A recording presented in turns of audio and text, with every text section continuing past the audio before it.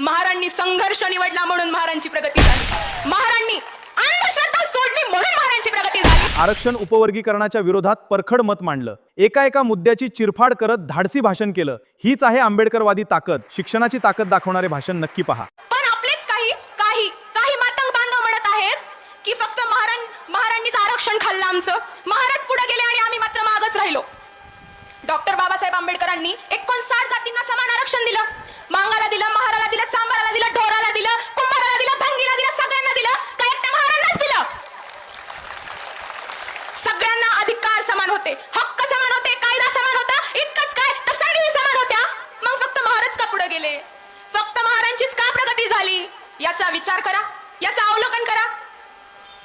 महारांनी संघर्ष निवडला म्हणून महारांची प्रगती झाली। महारांनी स्वाभिमान निवडला म्हणून महारांची प्रगती झाली। महारांनी संविधान निवडला म्हणून महारांची प्रगती झाली।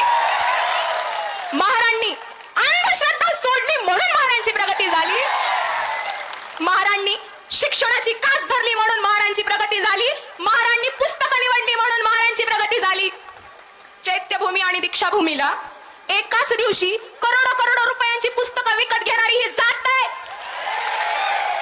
इतकंच काय तर आमच्या बापानं स्वतःच्या पायाला चप्पल घेतलं नाही, पण आमच्या हातात पुस्तक दिलं।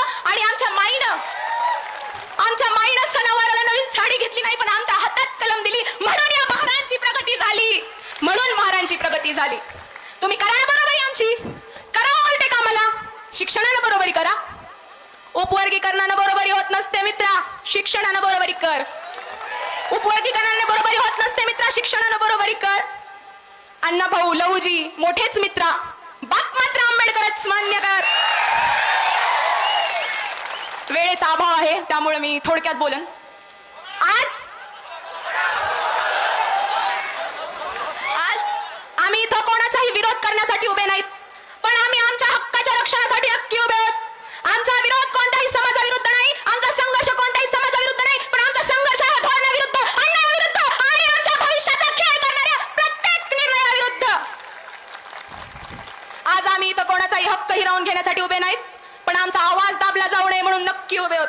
आमचा कारण उपवर्गीकरण हा केवळ एक प्रशासकीय निर्णय नसून तो लाखो विद्यार्थ्यांच्या शिक्षणाचा, लाखो तरुणांच्या भविष्याचा, नोकरीचा आणि लाखो कुटुंबाच्या भविष्याचा आणि डॉक्टर बाबासाहेब आंबेडकरांनी बघितलेल्या सामाजिक न्यायाच्या स्वप्नाचा प्रश्न आहे। हा व्हिडिओ आवडला तर लाईक करा, जास्तीत जास्त शेअर करा आणि विचारांचा हा प्रवास पुढे चालू ठेवा। जय भीम, जय संविधान, जय शिवराय, नमो बुद्धाय।